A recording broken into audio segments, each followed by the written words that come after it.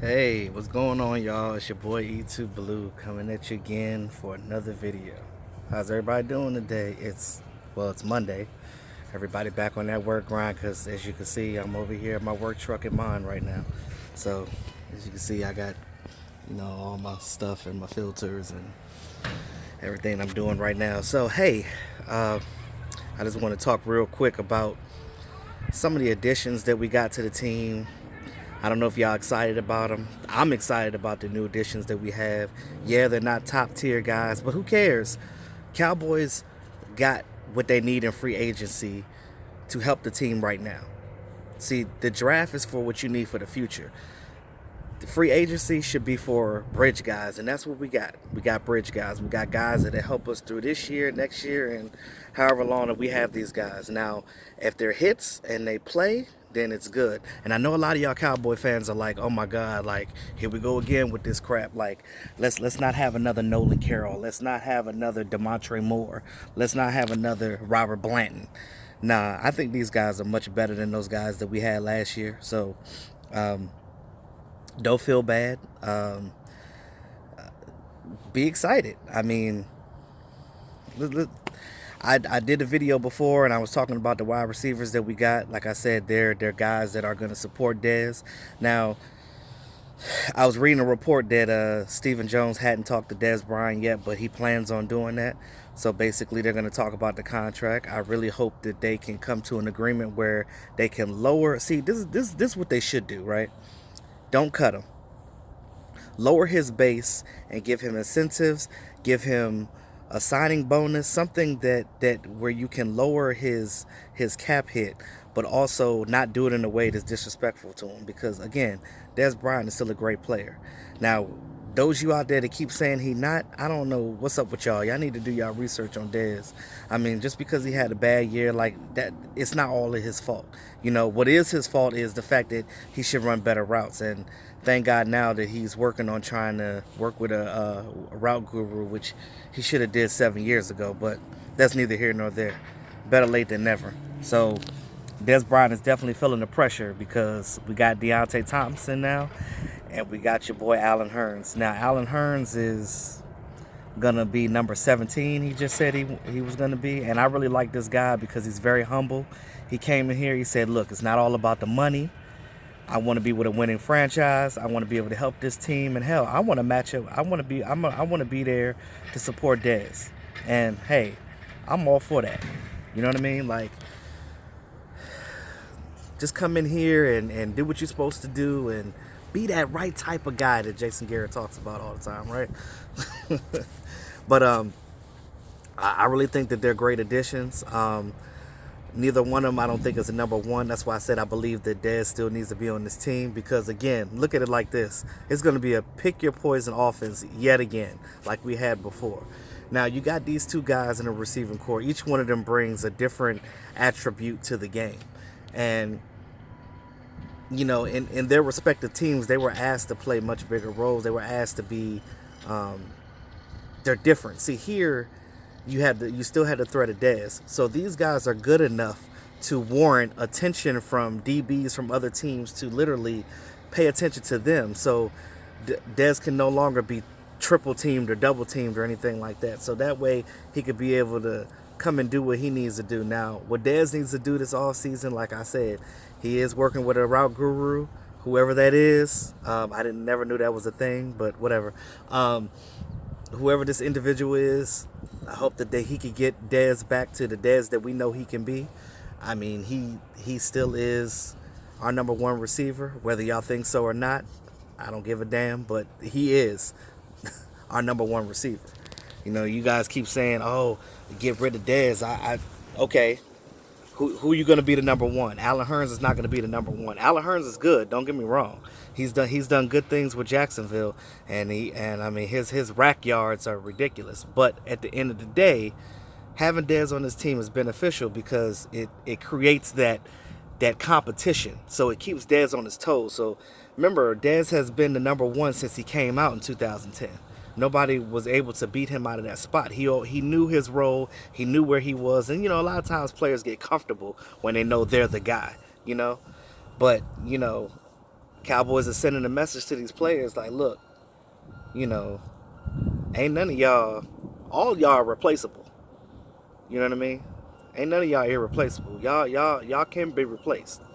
So, and like I said, if this ain't a message to let them know that, then I don't know what is. So at the end of the day, I hope that he gets the shit together and get out here and be the number one that I know he can be. So we can be throwing up the X all season. And him and Allen Hurns, it seem like they real cool. So we'll see what happens, you know what I mean?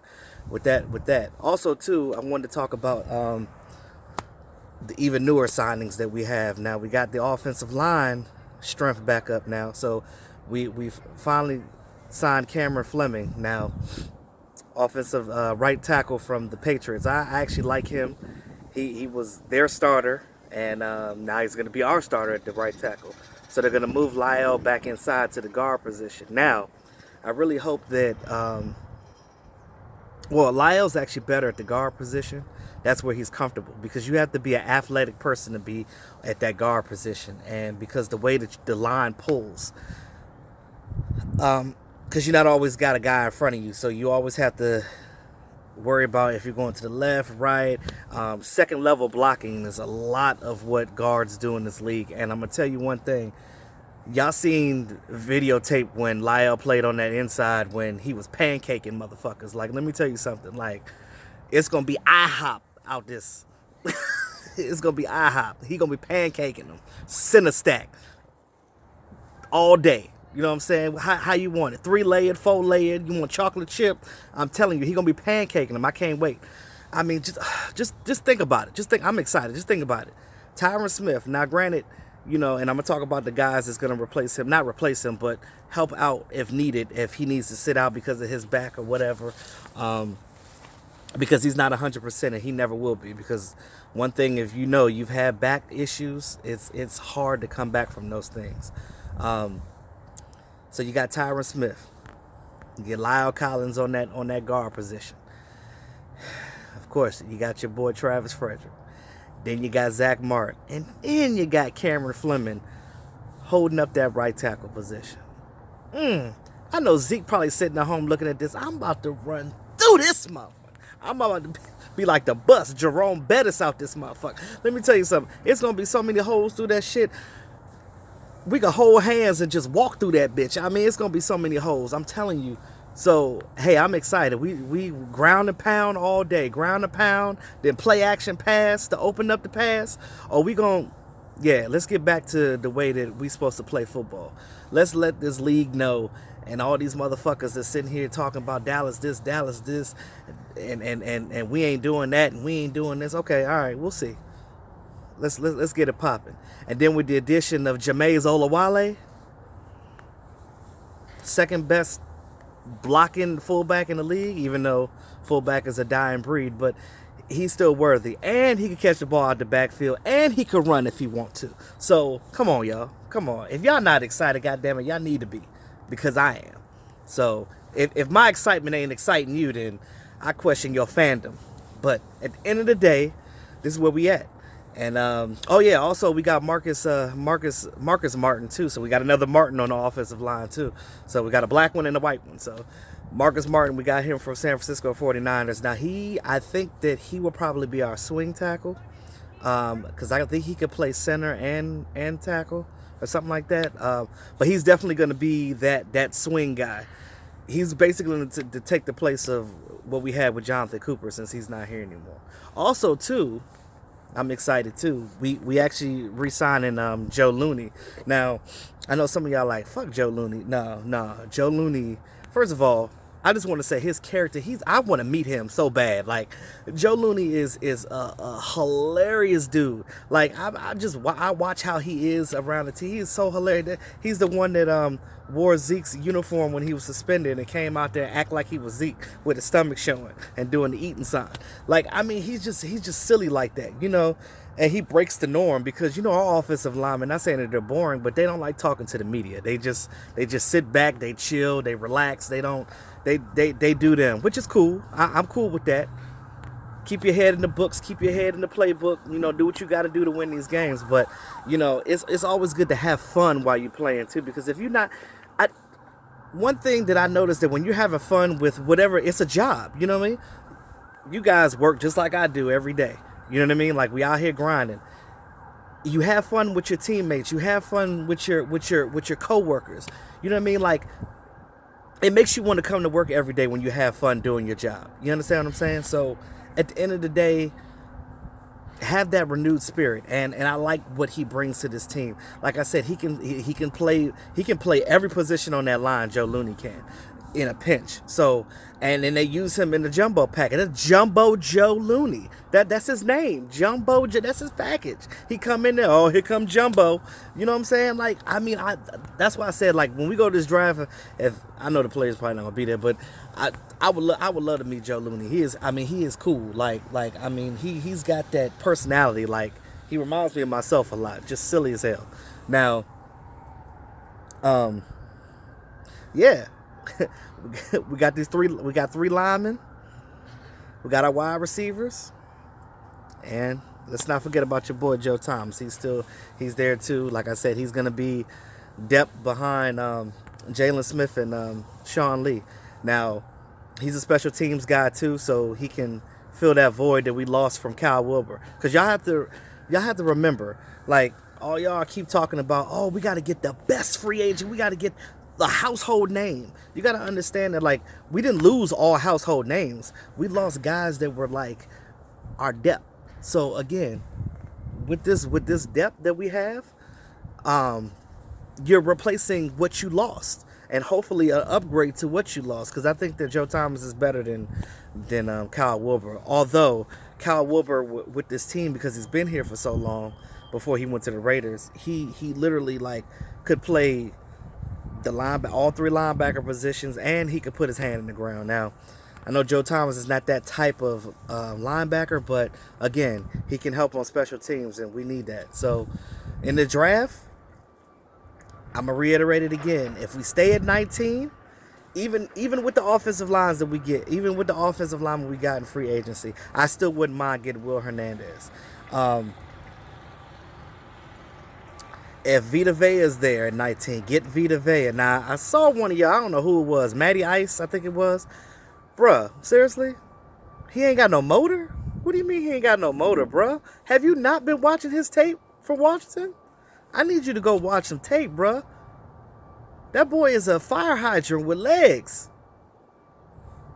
He holding it down in that D tackle position. I mean, he would be nasty on this line. He would be a perfect fit. And you got to understand, too,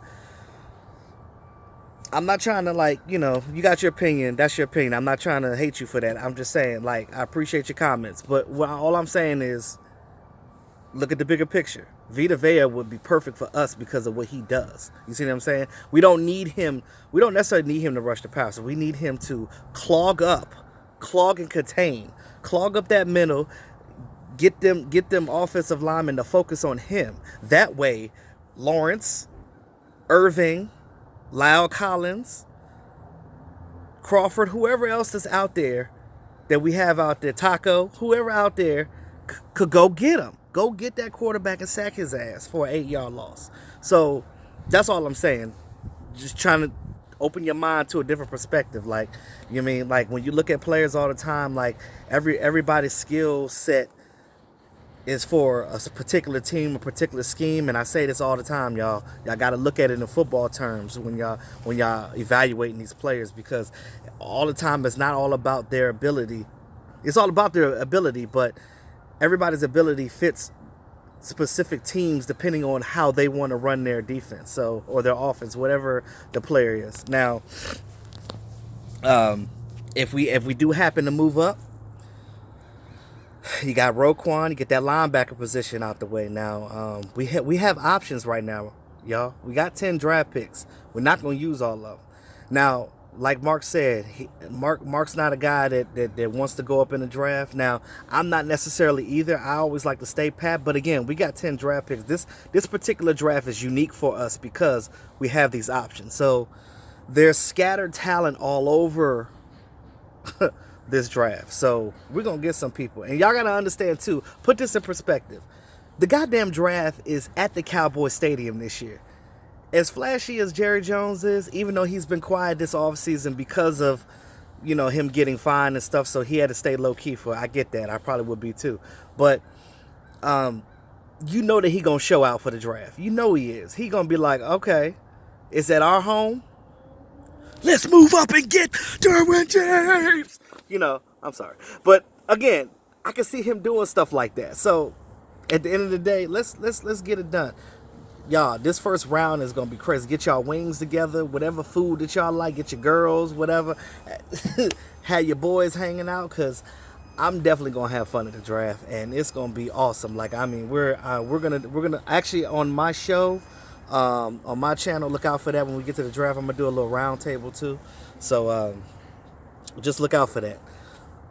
But in the meantime, I want to thank y'all again for subscribing to me. Those of you that have not yet, that's first hearing about me for the first time, it's your boy E2 Blue. Subscribe, support your boy, and until next time, y'all have a great day.